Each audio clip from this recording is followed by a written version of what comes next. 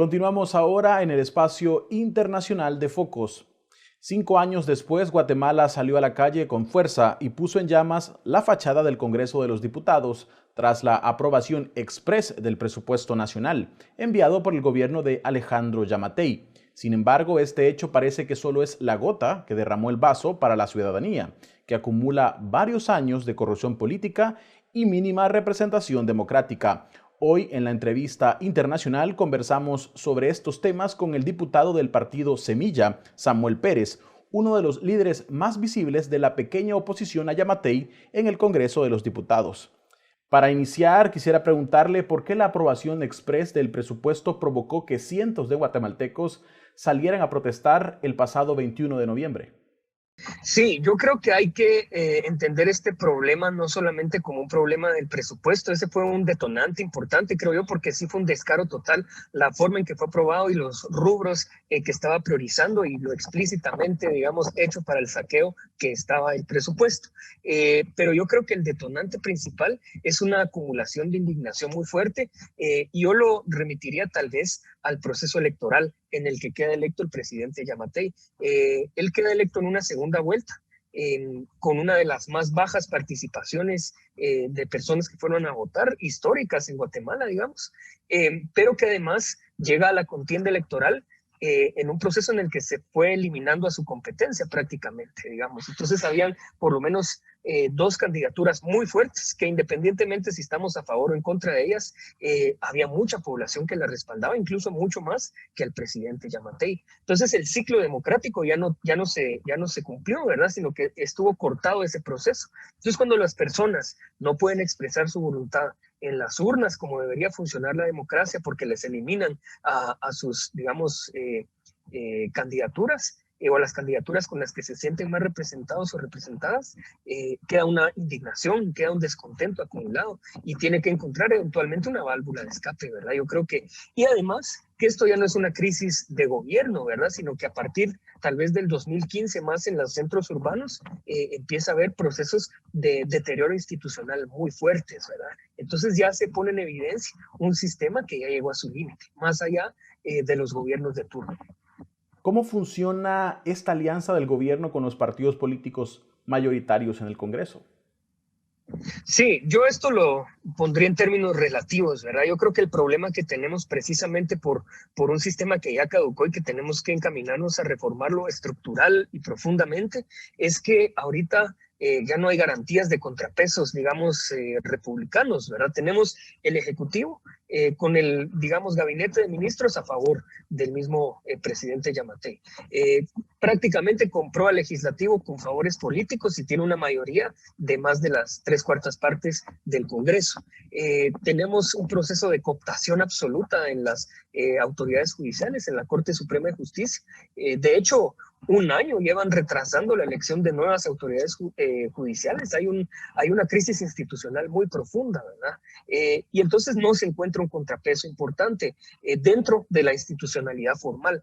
Ahora se encontraron la mayoría que de verdad importa, que ahorita está en las calles y en las plazas del pueblo de Guatemala, ¿verdad? Que es precisamente la población y que no se siente representada por las acciones de los diputados y diputadas que están cometiendo este tipo de actos, ¿verdad? Entonces, es una crisis mucho más profunda que simplemente el hecho del presupuesto. A la oposición nos corresponde también canalizar precisamente esas demandas del pueblo de Guatemala hacia las instituciones. Y por eso es que ahorita hay un ambiente muy tenso, digamos, dentro del Congreso de la República. Nos recriminan incluso a nosotros las consecuencias de lo que está sucediendo en las movilizaciones, pero no se dan cuenta que los culpables son ellos por haber aprobado en la madrugada un presupuesto criminal, por ejemplo, u otro tipo de acciones que han cometido. Ustedes son parte de una oposición muy pequeña en el Congreso de los Diputados, pero ¿qué solución prevén o proponen para salir de este problema que acumula ya varios años en Guatemala?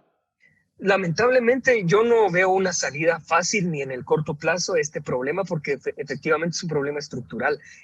Ni siquiera para los problemas coyunturales el presidente está mostrando disposición, ¿verdad? Sino que es una persona terca, digamos, no da su brazo a torcer, no escucha al pueblo de Guatemala y yo creo que está agravando muchísimo más la crisis, reprimiendo las movilizaciones pacíficas y esto puede ir en una escalada peligrosa. Yo creo que en general hay que reconocer que el sistema en Guatemala ya no funciona, ¿verdad? El pacto social en realidad ya se volvió caduco y yo creo que vamos a tener que encaminarnos hacia un proceso de refundación, hacia la transición hacia una nueva república. Vemos ejemplos de casos que ha sucedido en el sur de América Latina. Yo creo que hacia allá debería encaminarse Guatemala. Solo para quedar claro, entiendo que esta refundación a la que usted hace referencia es hacia una nueva constitución, diputado. ¿Qué apoyos aspiran ustedes a obtener para impulsar esta nueva república que usted llama? Sí, bueno, yo creo que sí hay una demanda muy fuerte desde hace ya mucho tiempo acerca de encaminarse hacia un proceso de refundación, probablemente una asamblea constituyente eventualmente, que sí marque un antes y un después de cómo está estructurado el tipo de Estado que tenemos, el rol que se le da en la economía, digamos, los debates más profundos, más estructurales y más de fondo. El presidente Yamatei no tiene la legitimidad para conducir esto, pero sí es una demanda que vemos en las plazas. De hecho, incluso más allá de los centros urbanos, ha sido una demanda también de los pueblos indígenas, de los grupos y organizaciones campesinas, que también representan una buena parte de la población guatemalteca. Yo creo que sí es importante que se empiece a poner en duda si realmente es una conducción simplemente de las élites políticas. Yo creo que ya hay una demanda, ya hay un sedimento, digamos, para una demanda de este tipo.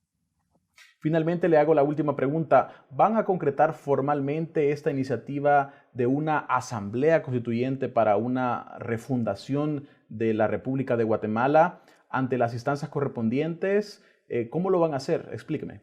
Sí, esta discusión todavía la estamos teniendo en el partido, ¿verdad? Tenemos todavía que pasar por un proceso de consensos internos. Sin embargo, lo que yo sí puedo decir es que sí recojo una digamos, directriz hacia ese lado, por lo menos en el partido. Y por otro lado, yo creo que también hay varias bancadas y otros partidos políticos y sectores, digamos, populares que sí se han encaminado hacia esto. Las formas, realmente no hay ni el momento adecuado ni las formas, digamos, aterrizadas para encaminar un país hacia un proceso de este tipo. Tampoco nos atribuimos con el partido Semilla la conducción absoluta de un proceso así. De hecho, es más bien tratar de dar cierta canalización a estas demandas y dar cierta orientación, que creo que es el rol que nos toca a los partidos políticos jugar en la sociedad, porque si no, yo sí veo que por la, digamos, experiencia o más bien antecedentes autoritarios que tiene el presidente Yamatei, si sigue reprimiendo, la forma de canalizar esto se va a volver de una forma violenta y la escalada puede ser muy fuerte y muy peligrosa. Bien, muchísimas gracias al diputado del partido Semilla, Samuel Pérez.